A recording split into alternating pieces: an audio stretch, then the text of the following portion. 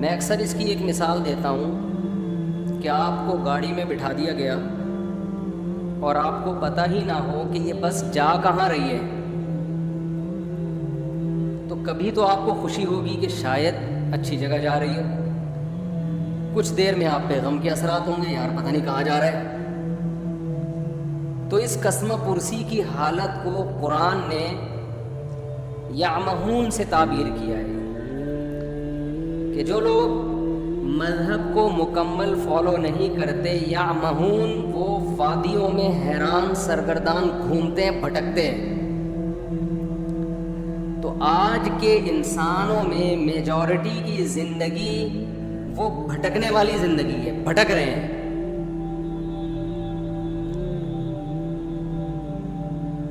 مجھے آپ ایک بات بتاؤ کہ کسی کام کی پلاننگ کام کرنے کے بعد کی جاتی ہے یا کام کرنے سے پہلے کی جاتی ہے؟ پہلے کی جاتی ہے نا۔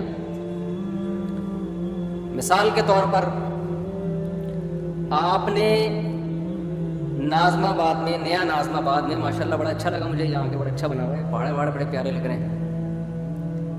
نیا ناظم آباد میں آپ نے پلاٹ خریدا کہ میں گھر بناؤں گا، بغیر نقشے کے آپ نے اس میں گھر تعمیر کرنا شروع کر دیا۔ بنانے کا مقصد ہے اس میں بیوی بچے رہیں گے، یہی شریف لوگوں کا یہی مقصد ہوتا ہے۔ اب مزدوروں کو بلا کے آپ نے کہا یہاں دیوار کھڑی کر دو، یہ کھانچا ایسا بنا دو، اور مقصد ہے بیگم کو خوش کرنا کہ میں اسے اچھا گھر بنا کے دوں گا، میری وائف خوش ہو جائے گی، بھائی آج آپ نے میرا دل خوش کر دیا، میرے مطلب کا گھر بنا دیا آپ نے۔ اس کی بنیادیں آپ نے ڈال دی، سریا ڈال دیا، اب دیواریں کھڑی ہونا باقی ہیں۔ بنیاد مضبوط ہو گئی، بیگم صاحبہ کو آپ نے وزٹ کرایا، بیگم کو آپ نے بتایا یہ گھر ہے، اس نے کہا یہ کیا بن رہا ہے، آپ نے کہا یہ کچن ہے، اس نے کہا کچن تو یہاں ہونا ہی نہیں چاہیے، کچن کہاں ہونا چاہیے، کچن تو وہاں ہونا چاہیے۔ یہ کیا بنا دیا جی، یہ کس چیز کی بنیاد ہے، یہ واش روم کی ہے۔ ارے یہ واش روم ایگزاسٹ کہاں ہوگا، یہ تو جب ہم ایگزاسٹ فین چلائیں گے یہ تو ساری ہوا اور بدبو کہاں آئے گی، کمرے میں آئے گی یا کچن میں آئے گی۔ یہ کیا کر دیا آپ نے، یہ کیا بنایا آپ نے، یہ تو اتنا بڑا سا ہے، یہ ہمارا بیڈ روم ہے۔ بھائی آپ نے ایسی جگہ بیڈ روم بنا دیا وینٹیلیشن کا کوئی انتظام ہی نہیں۔ یہ آپ نے بائی دا وے بنایا کس کے لیے؟ آپ کہیں بیگم تمہارے لیے، تو کہے گی مجھ سے پوچھ تو لیتے نا ایک دفعہ، جس کے لیے بنا رہے ہو اس کو نقشہ دکھا کے ایک دفعہ پوچھ تو لیتے۔ آپ کہیں نقشہ تو میں نے بنایا ہی نہیں، نقشہ بنتا تو میں دکھاتا نا، میں نے تو مزدوروں کو لا کے بولا ایک ایڈ یہاں رکھ دو، ادھر واش روم، ادھر کچن، یہ بس بنا دو ایسے ہی، کوئی نقشہ بخشہ نہ پاس کروایا، نہ کسی ماہر آدمی کو میں نے دکھایا، اور تعمیر میں نے کیا کر دی، شروع کر دی۔ تو بیوی کہے گی گھر تو گیا تیل لینے، مجھے تو یہ سوچ رہی ہوں کہ آپ کے ساتھ میری لائف گزرے گی بھی یا نہیں گزرے گی۔ میں تو سوچ رہا ہوں کہ ڈاکومنٹس وغیرہ بنواؤں، کھلا کے طلاق ولاق کے، یہ بندہ انسان کا بچہ مجھے نہیں لگتا۔ اتنا بڑا کام آپ کر رہے ہو اور بغیر پلاننگ کے، بغیر نقشہ پاس کیے، بغیر کسی ماہر سے مشورہ لیے، دیواریں پینڈوؤں کی طرح لا کے رکھنا آپ نے شروع کر دی۔ کسی گاؤں میں تھوڑی کوئی گھر بن رہا ہے، تو نیا ناظم آباد میں بن رہا ہے۔ آپ نے نئے ناظم آباد کا وہ حشر کیا کہ ایسا حشر تو پرانے ناظم آباد کا نہیں ہے، بیڑا ہی غرق کر دیا۔ تو دنیا میں کوئی بھی عقل مند ہمیشہ کام سے پہلے پلاننگ کرتا ہے، کام کے بعد پلاننگ نہیں کرتا، کیونکہ پلاننگ کا ٹائم ختم ہو گیا۔ ہماری زندگی ایک عمارت کی طرح ہے، جب ہم پیدا ہوتے ہیں اس میں ہماری مرضی نہیں چلتی، ہمارے بنانے والا ہمیں جب چاہے وہ ہمیں زندگی کی نعمت سے نواز دیتا ہے، اس میں ہماری پلاننگ کا دخل نہیں ہے۔ اگر اللہ ہمیں اختیار دیتا نا کب پیدا ہونا ہے آپ نے، اب بتاؤ کب پیدا ہونا چاہتے ہو، تو میں پلاننگ کر کے پیدا ہوتا، میں کہتا میں نبی کے دور میں پیدا ہوں گا اور مدینہ میں، اور تو ایسا ہی ہوتا نا ہم میں سے. کچھ لوگ کہتے ہیں کہ ہم نے شکر ہے یار یہ شور بند ہوا. کچھ لوگ کہتے ہیں کہ ہم نے امریکہ میں پیدا ہونا ہے. میرا خیال ہے 99% لوگ پاکستان میں پیدا ہونے کے لیے پہلے آمادہ. یہ تو ہم پیدا ہو گئے تو بھگت رہے ہیں. تو اللہ کی طرف سے ہمیں اس کے فائدے بھی ہیں. بہت سارے پاکستان میں نہیں پیدا ہوتے تو یہ اس اسٹائل سے بیان تھوڑی کر رہے ہوتے ہم, اور نہ آپ سن رہے ہوتے. کچھ فائدے بھی ہیں. خیر, پیدا ہم اپنی مرضی سے نہیں. کس نے پیدا کیا؟ اللہ نے. هل اتى على الانسان حين من الدهر لم يكن شيئا مذكورا. اللہ کہتے ہیں بہت طویل عرصہ انسان پر, کروڑوں اربوں سال ایسے گزرے ہیں جب تمہارا کوئی وجود تھا ہی نہیں, کچھ بھی نہیں تھے. ہم نے اپنی قدرت سے تمہیں حیات دی ہے. کوئی ڈارون کے نظریے کی پیداوار نہیں ہے ہم لوگ کہ بندر سے ترقی کرتے کرتے انسان بن گئے. یہ بکواس ہے, فضول بات ہے. بندر کھربوں سال بعد بھی بندر کا بندر ہی رہے گا. وہ نہیں چینجنگ آئے گی اس میں. ایک لوہا کہیں پڑا ہوا کھربوں سال میں تیر یا کمان بن سکتا ہے وہ؟ تو ایک سیل انسان کیسے بن گیا؟ اور میں ڈارون مجھے ملا اکیلے میں اس سے کہوں گا کہ ہمارے آباء و اجداد اگر بندر تھے تو دم کہاں گئی ہماری؟ یا تو دم دو یا دم کے پیسے چاہیے ہمیں. چیز تم نے غائب کر دی یار, پوری دم غائب کر دی اور اس کے پیسے بھی نہیں دے رہے. تو ڈارون نہیں بولا ہے نا کہ دم تھی غائب ہو گئی ہے. تو قرآن کہتا ہے کہ کروڑوں کھربوں سال انسان پر ایسے آئے ہیں کہ وہ قابل تذکرہ چیز نہیں تھا. انا خلقنا, ہم نے بنایا اپنی قدرت سے, اپنے ارادے سے. تو ہمیں پیدا کس نے کیا ہے؟ اللہ نے. اس میں ہماری پلاننگ کا کوئی دخل نہیں. اس کے بعد ہم ماں کی چھاتیوں سے دودھ پیتے ہیں. ہمارے ماں باپ ہمیں پالتے ہیں, پوستے ہیں, بڑا کرتے ہیں. اس میں ہمارے والدین کی پلاننگ کا دخل ہوتا ہے, ہماری اپنی پلاننگ کا دخل نہیں ہوتا.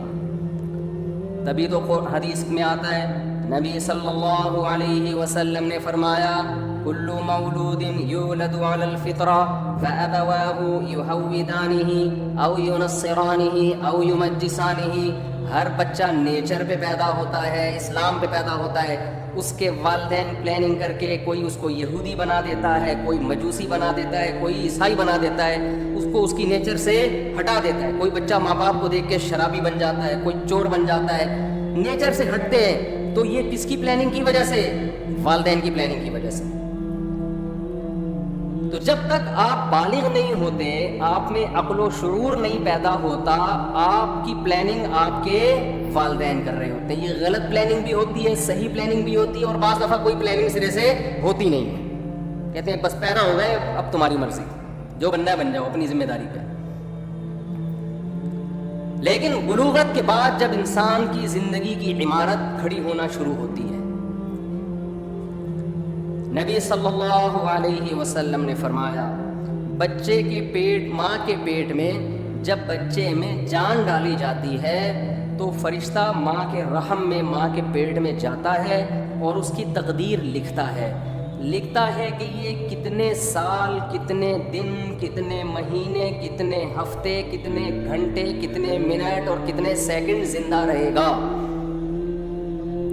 سمجھ میں آ رہی ہے بات کہ نہیں آ رہی ہے؟ یہ پلاننگ بھی کس نے کر دی؟ یہ ہماری پلاننگ نہیں. اب میرے اور آپ میں سے ہر شخص کے بارے میں یہ لکھا ہوا ہے. کس نے 96 سال, ملکہ الزبتھ کے بارے میں لکھا ہوا تھا 96 سال سے پہلے اس کا انا للہ بولو نہیں, 96 سال میں جائے گی دنیا سے.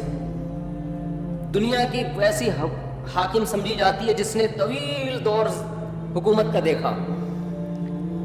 تو اللہ نے اس کی ماں کے پیٹ میں فرشتے کے ذریعے کیا لکھوایا کہ یہ 96 سال, اس کی جو موت ہوگی سن 2022 میں اور سپٹمبر کے مہینے میں فلاں تاریخ فلاں سیکنڈ.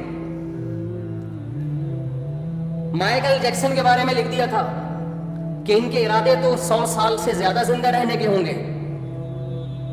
یہ جراثیم سے ایسے بچیں گے جیسے ہماری حکومت کرپشن سے بچتی ہے. معذرت کے ساتھ الٹا ہو گیا. یعنی یہ جراثیم سے مائیکل جیکسن نے جتنا زندہ رہنے کی کوشش کی ہے نا, ایڑی چوٹی کا زور لگایا ہے, اتنا زور آج کل دنیا میں کوئی لگا سکتا نہیں ہے, اور نہ کسی کے پاس اتنے وسائل ہوتے ہیں. دیکھو میں اور آپ بھی زندہ رہنے کی کوشش کرتے ہیں. ہم کیا کر لیں گے؟ صبح تھوڑا سا جاگنگ کر لیں گے, کولیسٹرول لیول لپڈ پروفائل کا ٹیسٹ کروا لیں گے, بھائی اتنا کولیسٹرول ہے, ہارٹ بیٹ تھوڑی چیک کروا لیں گے. اس سے زیادہ تھوڑی کوئی کھائیں گے تو وہی پراٹھے, وہی انڈے پراٹھے پھوڑیں گے, وہی گھی چربی اور کوئی سب اوٹ پٹانگ چیزیں, گٹکے, پان, تمباکو, سگریٹ. مرنے لگیں گے, تھوڑا چیک اپ کرائیں گے ڈاکٹر صاحب. اس سے زیادہ کوئی کوشش کرتا ہے ہم میں؟ لیکن مائیکل جیکسن نے جو کوشش کی تھی نا زندہ رہنے کی, وہ میں اور آپ کی سوچ جہاں ختم ہوتی ہے نا, مائیکل جیکسن کی زندہ رہنے کی خواہش وہاں سے شروع ہوتی تھی. انسان کے آرگن خراب ہونے کا خطرہ ہوتا ہے, کڈنی فیل ہونے کا خطرہ. اس نے کیا کیا تھا, کڈنی پہلے سے بک کرایا ہوا تھا. مثال کے طور پر ان کا کوئی ستار بھائی ہوں گے انگریزوں کے, فرض کرو انگریزوں کے کوئی ستار بھائی ہوں گے. اس نے ستار بھائی سے ایگریمنٹ کیا کہ اگر میرا کڈنی خراب ہوا تو فوراً آپ کو اپنا کڈنی مجھے ڈونیٹ کرنا ہے. اس کے منتھلی اتنے پیسے آپ کے اکاؤنٹ میں, لاکھوں روپے. کڈنی کو اس نے سیو کیا کہ اگر میرا اول تو کڈنی خراب نہیں ہونے دے رہا, گردہ خراب نہیں ہونے دے رہا, لیکن یہ بھی کہ اگر میرا گردہ خراب ہوا تو یہ وسیم کی ذمہ داری ہے کہ وہ اپنا گردہ مجھے دے گا. وسیم بھائی بھی لاکھوں روپے مہینے کے کھا رہے ہیں کہ اس امید پہ کہ انشاءاللہ اس کا گردہ خراب ہونے والا نہیں ہے. وہ گھنے بن کے پھوڑ رہے ہیں. اگر وہ سچی مچی کے وسیم ہوتے ہیں نا, ہمارے والے ستار بھائی وسیم بھائی, وہ یہ کردار ہے, کریکٹر ہے. کوئی وسیم بھائی بیٹھے ہوں تو پیش کی معذرت, یہ تو کریکٹر ہے نا. نارمل نام تو یہی ہوتے ہیں نا, ستار, وسیم, عدنان, سمی, اس طرح کے نام ہوتے ہیں لوگوں کے. تو وہ مائیکل جیکسن نے زندہ رہنے کی لالچ میں ایڑی چوٹی کا زور لگا لیا. وہ ہاتھوں میں گلوز پہنتا تھا کہ اگر میں کسی سے ہینڈ شیک کروں گا تو کسی کے جرم میرے ہاتھ میں منتقل نہ ہو جائے. ہم تو کورونا میں احتیاط نہیں کر رہے تھے, بغیر کورونا کی اتنی احتیاط کر رہا تھا. لیکن اسے یہ معلوم نہیں تھا کہ مائیکل جیکسن جب اپنی ماں کے پیٹ میں تھا تو فرشتے نے لکھ دیا تھا کہ اس کا ایک بہت بڑا پروگرام ہونے والا ہوگا جس میں اس کی کروڑوں روپے کی ارننگ ہونے کی امید ہوگی, کروڑوں روپے کے ٹکٹ فروغ ہوں گے.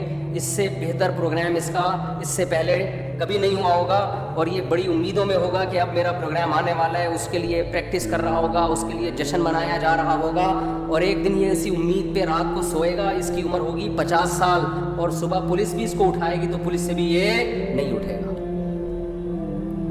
ظاہر ہے آپ کو پتہ ہے جب پولیس اٹھائے اور بندہ نہ اٹھے, یہ ممکن ہے, یہ جبھی ممکن ہے جب بندہ مر چکا ہو, ورنہ پولیس تو اچھوں کو اٹھا لیتی ہے.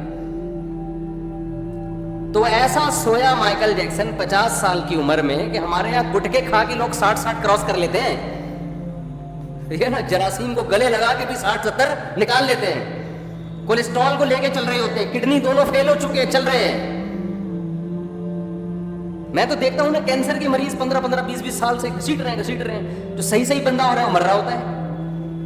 تو مائیکل جیکسن حیران ہو گیا کہ یار جو گٹکے کھا رہا ہے, جو چرس پی رہا ہے, جو ہیروئن پی رہا ہے, وہ کم وقت نہیں مرا, اور میں نے اتنا صحت کا خیال کیا, اور 50 سال میں سویا ہوں, کوئی موت کا چانس نہیں تھا. ڈاکٹروں کی پوری ٹیم ہر وقت اس کے ساتھ رہتی تھی. اگر مائیکل جیکسن کو کبھی چھینک آتی تھی نا تو اس کے ذمہ دار ڈاکٹر تھے کہ چھینک آئی کیوں. ہمیں چھینک آتی ہے تو کوئی ذمہ دار ہوتا ہے؟ بولو, چھینکتا رہو. گورنمنٹ کہتی ہے اپنے خرچے پہ جتنا چھینکنا ہے جراثیم پھیلاؤ, آپ چھینکو, منہوں میں جا کے چھینکو لوگوں. ہمارے ہاں بلغم کے تھپیڑے دیکھو نا وضو خانوں میں, کیسے ایک دوسرے کے منہ پہ خا خا کر رہے ہوتے ہیں, اور کیا کچھ ہو رہا ہوتا ہے. مائیکل جیکسن کو چھینکنے کی گورنمنٹ کی طرف سے, مائیکل جیکسن کے جو ڈاکٹر تھے, تو مائیکل جیکسن کو چھینک آئے تو ذمہ دار کون تھے؟ ڈاکٹر. چھینک آئی کیوں؟ آپ کو میں ہر مہینے اتنا پیسہ دے رہا ہوں, کوئی جراثیم میری ناک میں گیا کیسے؟ ڈاکٹروں کا پینل اس وقت بھی اس کے پاس موجود تھا. لیکن موت کے جو فرشتہ تھا نا, جو اللہ نے اس کی ماں کے پیٹ میں بھیجا تھا, اس نے لکھ دیا تھا کہ 50 سال میں اس کا انا للہ بولو ہو جائے. ایسا سویا کہ اس کا قصہ تمام, ایسا قصہ تمام. تو جو میں اصل بات عرض کر رہا تھا, جلدی سے اس کی طرف آتا ہوں. دیکھو ہم پیدا کب ہوتے ہیں, یہ کس کی پلاننگ ہے؟ اللہ کی. ہماری موت کس کی پلاننگ سے ہے؟ اللہ کی. یہ بیچ کا ٹائم اللہ نے ہمیں دیا ہے. اس میں اللہ نے حکم دیا بالغ ہونے کے بعد سے لے کر موت تک کا جو تمہیں ٹائم دیا ہے نا, اس کی پلاننگ کس نے کرنی ہے؟ ہم نے کرنی ہے. بہت مشکل ہے بات سمجھانا. اس کی پلاننگ کس نے کرنی ہے؟ بولو، ہم نے کرنی ہے. یہ اگر آپ لائف بغیر پلاننگ کے گزارنا شروع کر دو تو آپ کی مثال ایسے ہوگی جیسے کسی شخص نے نیو ناظم آباد میں گھر لیا اور بغیر پلاننگ کے اس کو بنانا شروع کر دیا. بعد میں پچھتا رہا ہے کہ جہاں واش روم بنانا تھا وہاں میں نے کچن بنا دیا، اور جہاں کچن بنانا تھا وہاں میں نے واش روم بنا دیا، اور اب اس میں چینجنگ نہیں ہو سکتی. آپ کی لائف اگر بغیر پلاننگ کے گزرے گی تو وہ برباد ہونے کے علاوہ آپ کو کچھ بھی حاصل نہیں ہوگا، اور اب یہ چینج نہیں ہو سکے گی، کیونکہ جو ٹائم گزر گیا بغیر پلاننگ کے وہ ٹائم آپ کو واپس نہیں مل سکتا. تو پہلا تو یہ عزم کرے جو ٹائم برباد ہونا تھا ہو گیا، وہ تو واپس نہیں آ سکتا نا. مثال کے طور پر اس نے بنا دیا، یہ کچن کی جگہ پہ بنا دیا واش روم کی جگہ کچن بنا دیا. بیگم سے کہے گا بیگم میرا پیسہ برباد ہو گیا، میرے پاس مزید پیسے نہیں ہیں، اب جو میں آئندہ جو کچھ کروں گا نا وہ پلاننگ سے کروں گا. اب اس کچن کو برداشت کر لو، واش روم کی جگہ آ گیا یہ برداشت کر لو، اور میرے پاس اس کے علاوہ آپشن نہیں ہے. لیکن آپ نے کیا کیا؟ اب جو غلط ہونا تھا ہو گیا، اس کے بعد بھی اب غلط کرتے چلے جا رہے ہیں. اب آپ کیا کر رہے ہیں کہ جو ایگزاسٹ لگا رہے ہیں ایسی جگہ جہاں کمرے کو آپ کے روم کی طرف ہوا آتی ہو. بھائی اب پلاننگ کا تقاضا یہ ہے کہ ایگزاسٹ لگاؤ ہی نہیں آپ، یا کچھ بھی کرو، لیکن یہ نہیں ہو سکتا. تو جو زندگی میری اور آپ کی بغیر پلاننگ کے گزر گئی اس پہ تو ہمارے پاس توبہ استغفار کے علاوہ اب کوئی راستہ نہیں ہے. آپ کہہ سکتے ہیں کہ مفتی صاحب آپ کو کس نے کہا کہ ہم نے زندگی پلاننگ کے بغیر گزاری ہے؟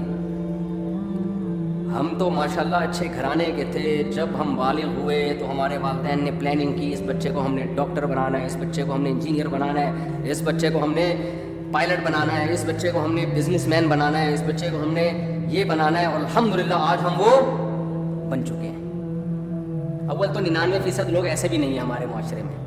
1% ایسے ہوں گے جن کے والدین نے پلاننگ کی اور انہوں نے بھی پلاننگ کر کے کچھ بن گئے ہو. 99% تو ایسے ہی چل رہے ہیں. تو خوب سمجھ لو، پلاننگ کا مطلب صرف پلاننگ نہیں ہے. کامیاب پلاننگ یہ ہوتی ہے کہ آپ کوئی بھی تعمیر کھڑی کر رہے ہیں تو اس کا مقصد پہلے آپ سامنے رکھتے ہیں، اس پرپس کو دیکھ کے جب آپ نقشہ بناتے ہیں اس نقشے کو پلاننگ کہا جائے گا. مثال کے طور پر آپ نے نیو ناظم آباد میں وائف کو خوش کرنے کے لیے پلاٹ خرید کے اس پہ گھر بنانا شروع کیا، لیکن گھر کی شکل کی جو آپ نے پلاننگ کی وہ کسی پرچون کی دکان کی لگ رہی ہے پلاننگ. سمجھ میں آ رہی ہے بات کہ نہیں آ رہی ہے؟ میرے خیال ہے تھک گئے آپ لوگ. آپ نے گھر بنایا پلاننگ سے، بیگم کہہ رہی ہے یہ کیا ہے؟ آپ کہیں یہ بڑا سا ہال بنا دیا میں نے، بہت بڑا. اتنا بڑا ہال بنانے کی ضرورت کیا تھی؟ باقی کمروں کی تو جگہ بچی نہیں. آپ کہہ رہے باقی کمروں کا کیا کرنا ہے، ایک ہال کافی ہے ہمارے لیے. وہ کہے گی نہیں مجھے لگتا ہے آپ نے بغیر پلاننگ کے بنایا. آپ کہتے ہیں نہیں میں نے پلاننگ کی تھی، میں نے اس کی پلاننگ کی ہے کہ اس میں اگر کہیں بھی کسی کو گودام کی ضرورت پڑتی ہے نا تو سارا مال اس کمرے میں اتارے گا. تو پلاننگ تو کی ہے آپ نے یقیناً، لیکن یہ گودام کی پلاننگ ہے، یہ گھر کی پلاننگ بولو نہیں. تو میں اور آپ پلاننگ تو کر رہے ہیں فیوچر کی. اول تو بہت سے لوگ کر ہی نہیں رہے. ہمارے یہاں تو الحمدللہ کوئی پلاننگ ہوتی نہیں. زیادہ تر لوگ جو پلاننگ کر رہے ہیں اپنی زندگی کی ان کو یہی نہیں پتا کہ ہماری زندگی کا مقصد کیا ہے. لہذا کوئی پلاننگ کر رہا ہے میں بہت بڑا تاجر بنوں گا، کوئی پلاننگ کر رہا ہے میں بہت بڑا ڈاکٹر بنوں گا، کوئی پلاننگ کر رہا ہے میں بہت بڑا سیاستدان بنوں گا. بھائی یہ جو آپ اپنے پرپس کو سامنے رکھ کے پلاننگ کر رہے ہو نا، تو آپ کا بڑا ڈاکٹر بننے سے مقصد کیا ہے آپ کا؟ بیگم کہے گی نہیں اتنا بڑا جو گودام آپ نے بنایا، اتنا بڑا کمرہ، آپ کا مقصد کیا ہے؟ آپ کہیں میں اس میں بورے لا کے رکھوں گا گندم کے، تو سر پکڑ کے بیٹھ جائے گی نا کہ یہ نیو ناظم آباد آپ کو گودام بنانے کے لیے یہ بنایا بلڈر نے. گودام کی الگ جگہ ہوتی ہے بھائی، ٹرک اڈے جاؤ، ٹرک اسٹینڈ جاؤ، وہاں گودام خریدو. تو غلط پلاننگ کو پلاننگ بولو نہیں کہا جاتا. اب میں جلدی سے بات کی طرف آتا ہوں جو میں سمجھانا چاہتا ہوں آپ لوگوں کو. بعض دفعہ بات مختصر ہوتی ہے، اس کی تمہید ذرا لمبی ہو جاتی ہے. دیکھو اگر ہم کافر ہیں، اللہ نہ کرے غیر مسلم ہیں، تو ہمیں اپنی زندگی کا مقصد تلاش کرنے کی ضرورت بولو نہیں ہے. پھر ہم جس چیز کو چاہیں ہدف بنائیں. اس کو سامنے رکھ کر اپنی لائف کی پلاننگ کریں. جیسے انگریز ایک ہدف متعین کرتا ہے, مجھے یہ بننا ہے.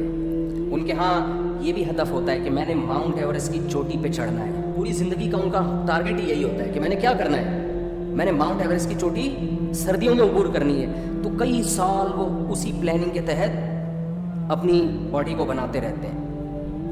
یہ ان کا ہدف ہے. اگر کوئی چڑھ جائے اس پہاڑی پر, کامیاب ہو گیا, نہیں چڑھ سکے تو کیا کہتے ہیں, ناکام ہو گیا. بناتے ہیں کہ میں نے میڈیکل سائنس کی فیلڈ میں ترقی کرنی ہے, بعض کہتے ہیں میں نے بہترین سائنٹسٹ بننا ہے. ہم یہ دیکھتے ہیں کہ جو لوگ مذہب کو نہیں مانتے ان کا ایک ہدف ہوتا ہے.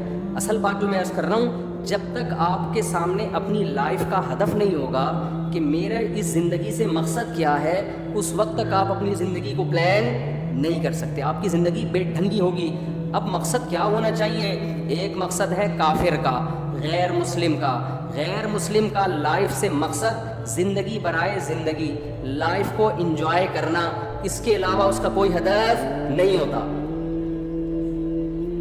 اگر آپ اللہ کو, کریٹر کو, خدا کو اپنی ڈکشنری سے نکال دیتے ہو تو پھر آپ کو یہ حق حاصل ہے کہ آپ اپنی زندگی کا مقصد خود متعین کرو.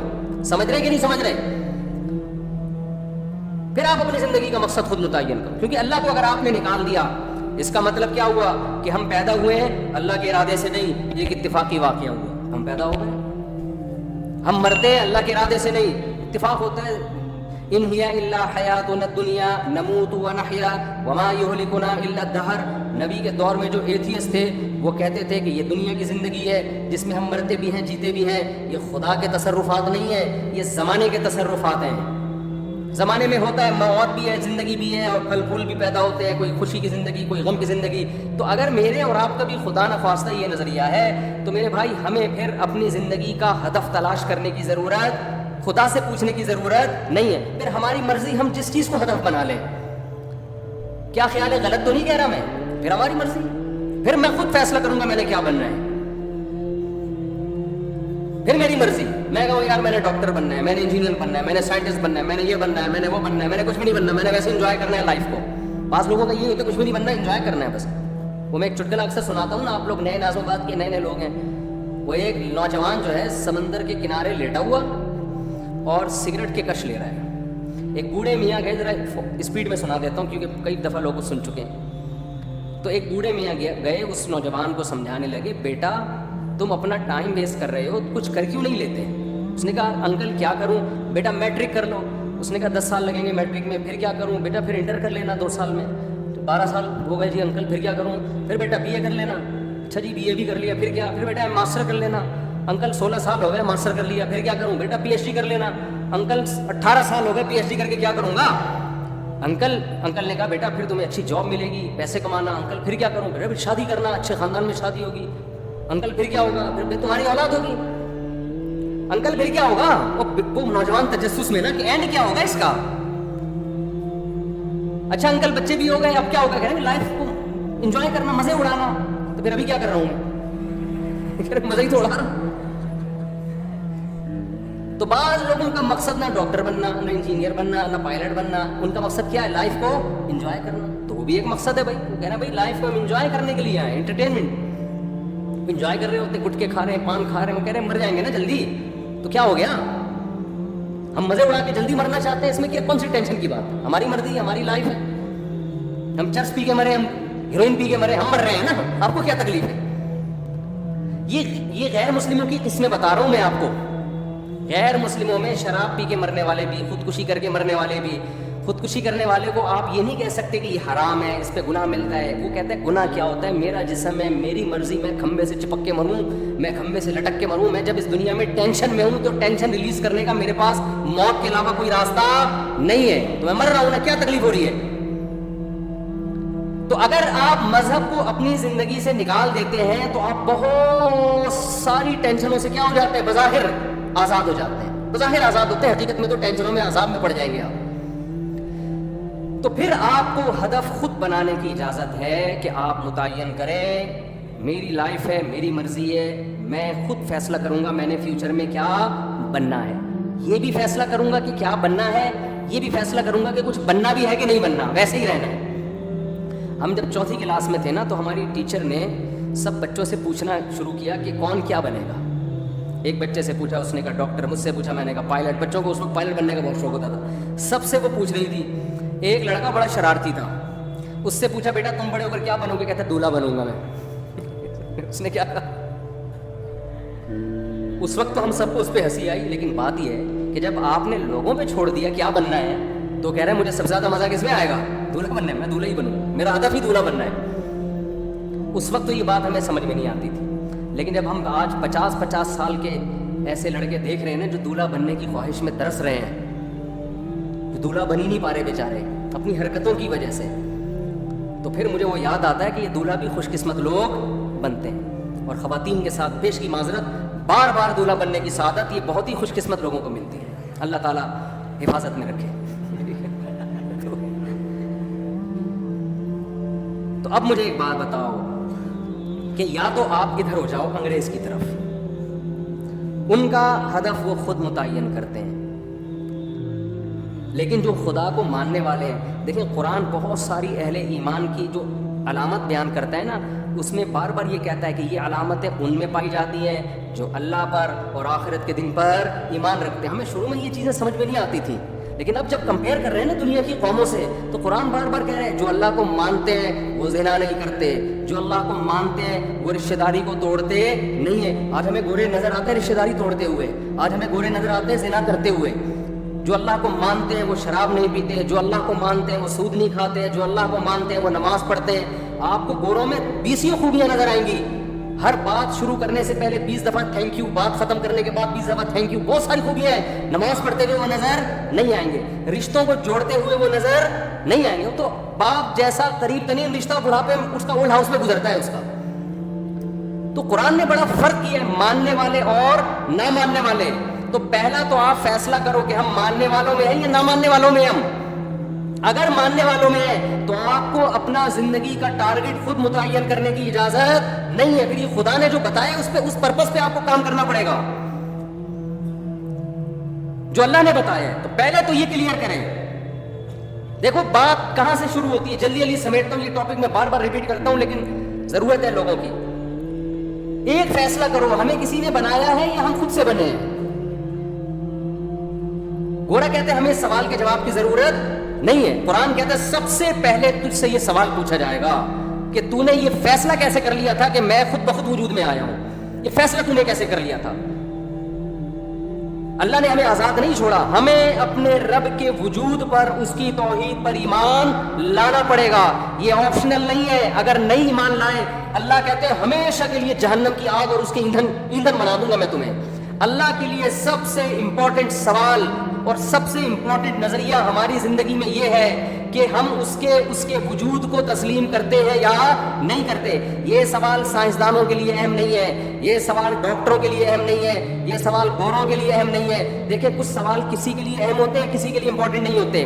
مثال کے طور پر آپ جس گھر میں رہتے ہو, آپ کی بیوی کے لیے سب سے امپورٹنٹ چیز کیا ہے کہ آپ اس کا شوہر اس بیوی کو بیوی سمجھتا بھی ہے کہ نہیں سمجھتا. آپ محلے والوں کے حقوق ادا کر رہے ہو, آپ دوستوں سے اچھے طرح سے مل رہے ہو, آپ کرکٹ کے بہت اچھے کھلاڑی ہو, چوکے چھکے لگا رہے ہو, لیکن گھر میں بیوی کو آ کے کہتے ہو میں نہیں مانتا آپ کو اپنی بیوی. تو ان چھکے چوکوں اور ان قوم کی خدمت کی بیوی کی نظر میں کوئی ویلیو ہوگی؟ بولو نا. وہ کہیں کہ میری نظر میں تو 2 ٹکے کا انسان نہیں ہے, میں تیرے گھر رخصت ہو کے آئی ہوں, میرا ایک تیرے سے رشتہ ہے, تو مجھے اپنی مان تو صحیح نا, میرے حقوق تو ادا کر. تو بیوی کے لیے سب سے امپورٹنٹ سوال کیا ہے شوہر کے حق میں کہ یہ شوہر مجھے اپنا مانتا ہے یا نہیں مانتا. اسی طرح خوب سمجھ لو, شوہر کے لیے جب بیوی کا ایک رشتہ ہے تو اس میں سب سے امپورٹنٹ بیوی کے لیے سوال یہ ہے کہ یہ مجھے اپنا ہسبینڈ مانتی ہے یا بولو نہیں مانتی. اب آپ کی وائف اپنے ماں باپ کے ساتھ بڑا اچھا سلوک کر رہی ہے, جاب کر رہی ہے اور غریبوں کو کھانا کھلا رہی ہے, سیلاب زدگان کی مدد کے لیے خود بنفس نفیس شاپر لے کے پہنچی ہوئی ہے, بڑی خدمتیں ہو رہی ہیں. جب گھر میں آتی ہے آپ سے تمیز سے بات نہیں کرتی, آپ کہتے ہیں میں تمہارا ہسبینڈ ہوں, وہ کہتی ہے میں کنفیوز ہوں کہ پتہ نہیں آپ ہسبینڈ ہیں بھی یا نہیں ہے. میرے لیے سوال زیادہ امپورٹنٹ نہیں ہے. آپ نادرا کے سرٹیفکیٹ دکھا رہے ہو, بیگم یہ تو وہی میری تصویر لگی ہوئی ہے, یہ مفتی طارق مسعود سے نکاح پڑھوایا تھا ہم نے, اور یہ دیکھو یہ نادرا میں تمہارے ابا کا نام, یہ میرا نام, یہ پورا پراپر کام ہے اور ہمارا نکاح رجسٹرڈ ہے. وہ کہتی ہے ایکچولی میرے پاس ٹائم نہیں ہے ان سب باتوں کے لیے, ایکچولی میرے پاس ان سب باتوں کے لیے ٹائم. میرے لیے سوال زیادہ امپورٹنٹ ہے ہی نہیں, میرے پاس تفتیش کا ٹائم ہی نہیں. میں ڈاروین کے نظریے کو مانتی ہوں. ڈاروین کیا کہتا ہے کہ اتفاق سے وجود میں آ گئے, تو اتفاق سے آپ ہمارے گھر میں آ گئے, دیکھنے میں شوہر لگ رہے ہیں آپ. اب اس تفتیش میں جانا کہ یہ ڈاروین کا نظریہ ٹھیک تھا غلط تھا, میں اتفاقی چیزوں کی قائل ہوں. سائنس سے ثابت کرو کہ تم میرے ہسبینڈ ہو. سائنس سے کوئی ثابت کر سکتا ہے؟ کسی کا باپ بھی ثابت نہیں کر سکتا. کوئی لیبورٹری ٹیسٹ سے کہ یہ اس کا ہسبینڈ ہے کوئی کر سکتا ہے؟ بولو نا کیا ہو گیا؟ سائنس سے کہاں سے ثابت ہوگا بھائی؟ یہ تو گواہوں سے ثابت ہوگا. گواہ کہیں گے آپ کے نہیں, میں سائنس کا اسٹوڈنٹ ہوں, میں سائنس کے بغیر نہیں مانتا. نیوٹن کا کوئی قانون پیش کرو کہ وسیم میرا شوہر ہے, تو ہم کیا کہیں گے؟ سائنس کو غلط جگہ فٹ کر رہی ہے بھائی تو. یہی سوال نا آج کل کے لبرل لوگ کہتے ہیں سائنس سے خدا کا وجود ثابت کرو. اول تو سائنس سے بھی ہوتا ہے, لیکن ایک مثال دے رہا ہوں. اتنے ثبوت اللہ نے اپنے وجود کے دے دیے, اتنے مضبوط ڈاکومنٹس پکڑا دیے, اتنے ایک ایک چیز اس کائنات میں خدا کے وجود کی گواہی دے رہی ہے کہ یہ چیزیں خود بخود نہیں بن سکتی. اور گورا کیا کہتا ہے؟ میرے لیے یہ سوال امپورٹنٹ نہیں ہے کہ ہمیں کوئی بنانے والا ہے یا نہیں ہے. تو گورے کے لیے امپورٹنٹ نہیں ہے, میرے اور آپ کے لیے امپورٹنٹ نہیں ہے. جس خدا نے بنایا اس کے لیے سب سے امپورٹنٹ کوشچن کیا ہے کہ تم میرے وجود کو مانتے ہو یا نہیں مانتے. میں 2-3 اور مثالیں دوں. بیٹا کیا کہتا ہے؟ گلی محلے میں سب کی خدمتیں کر رہا ہے, سیلاب زدگان کی مدد کے لیے پہنچا ہوا ہے, بڑی زبردست تقریریں کر رہا ہے. گھر میں جب ابا کہتے ہیں بیٹا مجھے پانی پلا دے, مجھ سے گھٹنے میرے خراب ہو گئے, مجھ سے چلا نہیں جاتا, وہ کہہ رہے بھائی میں آپ کو کیوں پانی پلاؤں, انسان کو اپنا کام خود کرنا چاہیے. کہ بیٹا میں تمہارا باپ ہوں. اب وہ کنفیوز ہے بیٹا, ابا آپ یعنی آپ میرے والد ہیں, وسیم بھائی آپ میرے کیا ہیں؟ ابا ہی کہتی ہے تو پھر تو مسئلہ ہی ختم ہو گیا نا. تو باپ کو غصہ آئے گا, بیٹا تو مجھے باپ نہیں مانتا. بیٹا کہہ رہا ہے ابا اصل میں نے اسٹڈی اور سائنسی ترقی میں اتنا ٹائم لگایا ہے نا کہ مجھے اس سوال کے جواب کی فرصت ہی نہیں ملی کہ آپ میرے ابا ہیں یا اس تحقیق کی میرے پاس ٹائم. میں اصل میں بڑے بڑے کارنامے کر رہا ہوں. میں ابھی میرا خلائی سیارہ چاند پہ پہنچنے والا ہے, اور اگلا سفر میرا مریخ کی طرف, ویزا آ گیا مریخ سے میرا. یہی ہوتا ہے نا آج کل لوگوں نے سائنسدانوں کو اپنا باپ بنا لیا ہے. یار گورا اتنی ترقی کر رہا ہے, گورا اتنی بہت کر رہا ہے بھائی, اس کو مانو کر رہا ہے, ہم اس کے منکر نہیں ہے. خدا کے لیے یہ ترقی امپورٹنٹ بولو نہیں, خدا کہتا ہے یہ امپورٹنٹ ہے, لیکن پہلے کچھ اور سوال ہے اس کے بعد امپورٹنٹ ہے. بیٹا کتنی ترقی کرے, محلے والے اس کو کندھے پہ اٹھا کے گھوم رہے ہوں. باپ کے ساتھ اگر وہ کہتا ہے میں کنفیوز ہوں کہ آپ میرے ابا بھی ہیں یا نہیں ہے, ابا کہے گا مجھے سب سے امپورٹنٹ سوال میری زندگی میں میرے لیے یہ ہے کہ تو مجھے مانتا ہے یا نہیں مانتا. جب تک اس کی تحقیق نہیں کر دیتا اس گھر میں تجھے گھسنے کی اجازت نہیں ہے. فوراً سزا دے کے نکالے گا, جائیداد سے آپ کرے گا اس کو.